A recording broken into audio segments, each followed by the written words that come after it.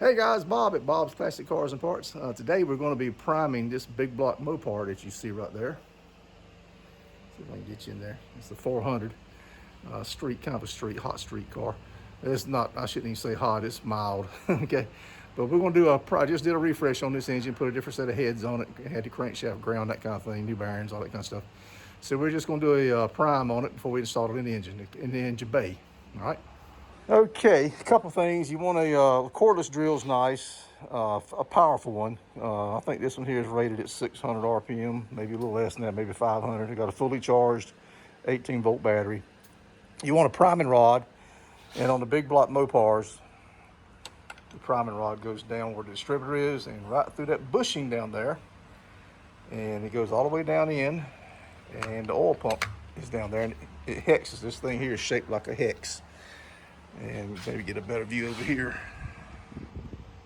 So that bushing, sometimes it's necessary to replace that bushing, but I believe we're okay. I've run this engine for years, we haven't had anything crazy. If anybody knows about the yellow paint on the end of the camshaft, I don't have any idea what cam this is in this engine. It's mild cam, but anybody has any idea what brand of cam company did that yellow paint? You still got plenty of oil in the lifter valley. I took the intake off just so I could show you guys, pardon me, so I can show you guys what's going on. Got the push rods in, just stock push rods, stock rocker arms, the valve springs. They're performance valve springs, but they're mild performance, mild lift.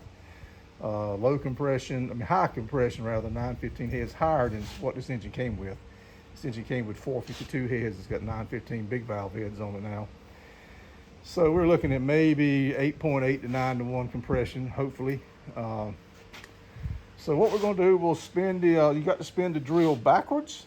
I've got a mechanical oil pump gauge hooked up right here. And you want your rocker arms with the banana grooves at the bottom. And on a Mopar, they oil up through these little galleyways right here, the oil does. And it goes through the rocker shafts, and it lubricates every one of the rockers. So you want to see oil in all your rockers.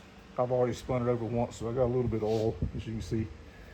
So yeah, I think it's spun up to about 55 pounds. So let me get you on the tripod. Put the drill in reverse, high torque, put it wide open, and you want to turn the crankshaft. And in my case, my crankshaft bolt on this engine, I think all the Mopars are 1 1/4. Ratchet breaker bars, what you want. Helps to have 2 people, but I just got little old me, as usual. So let me get you set up on the tripod.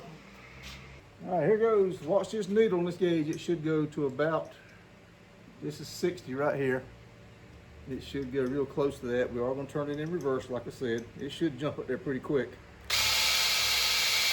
Yeah, about 50, 49, 48. I did check the oil. It's got plenty of oil in it. Like I said, we're getting oil in the top of the rockers. That's good. Let me turn the crank. You want to make a couple of revolutions. It helps to have somebody doing this while you're turning, but it's just little old me.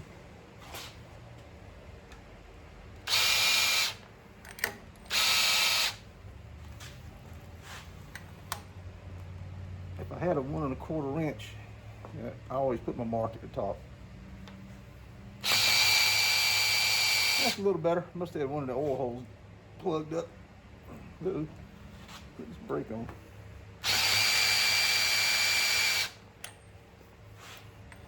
You just want to keep going around. Turn it slowly. I hear a little compression coming out of the spark plug hole. Yeah, we're getting a lot of oil. Holy cow, it's gonna run off. Look at that. Can you guys see that? Getting a lot of oil to them rock arms. That's good. The reason you want to turn the engine is the camshaft the holes in the cam bearings will be covered up at times, and you won't get oil to one side of your rockers. So you just turn the engine several times, a couple revolutions. And you make sure nothing's binding. You got all your push rods in right. when I put these rock arms in, I put the two next to the outer end first. You just get everything lined up good and slowly just torque them down, then I add the other bolts.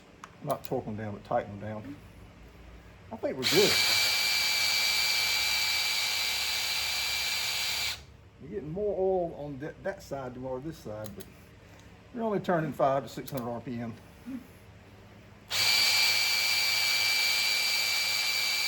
Yeah, she's up there pretty good, 48 PSI. You got a lot of oil in the camshaft. Matter of fact, I'm going to put some more. I'm take my finger just to make sure the lobes are doing good. That's another reason why I took the intake off, because I am reusing the same cam and lifters. You put the lifters back in the same hole, guys.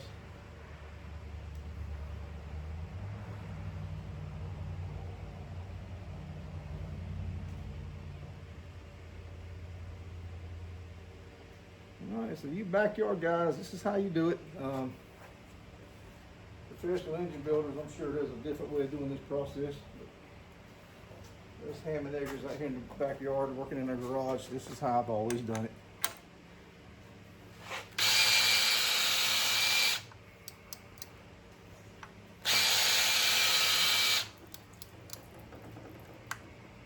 Yeah, we got oil coming out, pulling off the rockers. Look at there.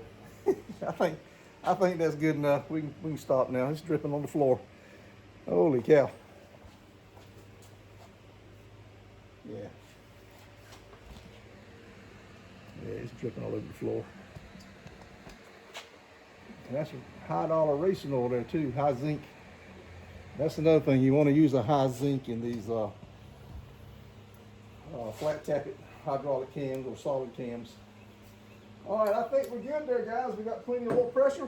Hope you guys got something out of that. Hit that like and subscribe and share. And if you got good oil pressure and you got it's turning over good, not binding anywhere, you got oil coming out of your rockers, you're good to go.